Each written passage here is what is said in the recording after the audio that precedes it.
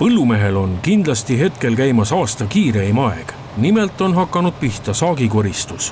Et me põllumees on alati optimistlik, et me täna loodame mõistlikku saaki. Täna see osa, mis me nüüd siin paar päeva koristanud oleme, on lootust andnud. Kvaliteet on hea, põhku tuleb hästi ja täna oleme rahul. Vaatame, mis tuleb natukese aja pärast. Eks on kasvatatud üllatavalt eeskujuslik saak, aga selle kätte saamine on nüüd ise asi.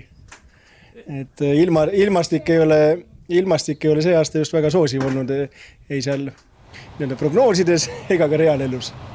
Mida see põllumehe jaoks tähendab? Et see tähendab ikkagi seda, et peate passima peale, et nagu vähegi võimalust on, minnakse põllule kohe. Ja, ega see saak tuleb esimese võimalus ära korjata ja salve saada ja ega seal muud teha polegi, et see töö vajab tegemist. Paljudel põllumeestel on koos viljakoristusega käimas ka juba 3. siloniide.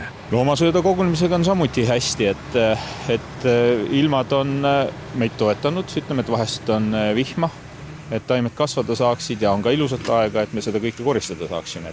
Et tänase seisuga on, ütleme, kontrolli alles. No kas põllumehel on hetkel kõik hästi või on midagi, mis ei ole nii hästi? No alati on selliseid kohti, aga mis me ikka ootame? Me ootame seda, et oleks saak hea, saaks mõistlike kuludega ära koristatud. Täna on sisendite kütuste hinnad ja need on nagu üleval ja et vilja ja piima hind on madalamas seisus, et nagu selles suhtes ei ole mugav, aga peame toime tulema. Kuidas selle väetisega lood on? Igal pool on kuulda seda, et väetistega on paras peavalu. Tegelikult täna on pakkumisi väga hästi.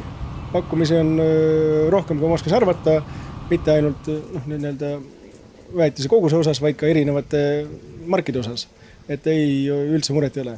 Ja hind küll tõusis, kuid täna tõuseb ka maailmaturu viljahind, et eks siin peab olukorda jälgima ka sealt poolt, et õiged otsused teha müügi osas. Paljud põllumehed on ka kartnud seda, et need rahatoetused, mis Euroopa Liidu poolt juba on nii-öelda antud, et need lähevad kuskile mujale. Et kas sellest on kuulda midagi, et tulevad nad ikka põllumeestele ja toetatakse ikka põllumehi? Et me tänases seisus saame seda ainult loota, et see võimalikult suur see summa, mis on nagu eraldatud selle jaoks, et see jõuaks kõik põllumeesteni, et me siiralt loodame täna veel. Millised nad võib-olla põllumehe jaoks kõige suuremad murekohad hetkel on? Ilm. Ei ole ta see aasta prognoosides on olnud nii-öelda täpne ja ei ole ka ta reaalelus olnud, et see, mida seal lubatakse, seda ei pruugi tulla ja ega me siin ette tea, mis ta veel teeb. Kõige targem on ikkagi hommikul aknast välja vaadata, mis ilm teeb. Jaa, täpselt ei.